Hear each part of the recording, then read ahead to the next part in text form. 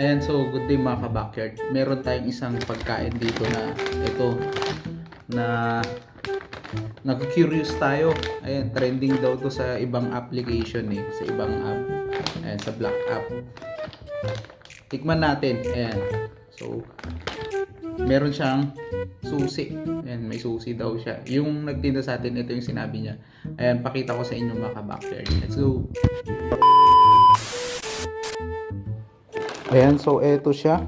Ayan, macadamia. Ayan, queen of nuts daw to. Tapos, ayan pakinggan nyo. Para sa yung laruan. Tapos, binuksan na natin to kanina. Siyempre, sinubukan na natin. Tapos, tignan nyo.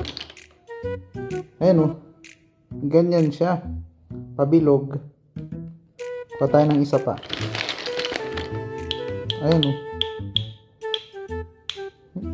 grabe yung tigas nung shell niya. Ayan. Queen of nuts daw. Tapos, ito may mga sinasabi pa siya dyan. Siyempre, hindi tayo papayag. Titikman natin to. Ganito pala siya buksan. Meron na siyang cut dito. Tapos, ipapasok lang natin tong susi. Hindi ko alam kung susi ba tawag dito. Tapos, ayun. Ayun na siya. Ayan na yung nuts niya. Ayan, tikman natin. So, ito siya. Sarap. Siyempre, lasang nuts siya. Tapos, manamis-namis. Ayan. Ito yung kalahati. Manamis-namis siya.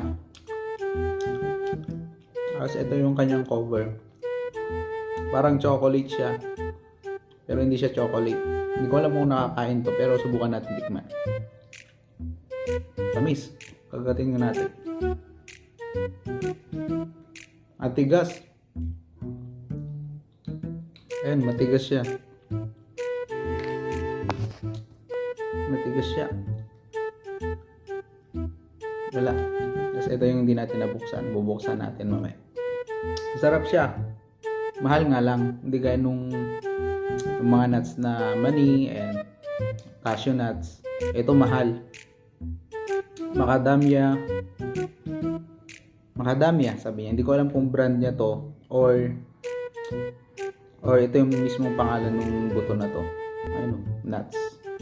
Ayan, amazing.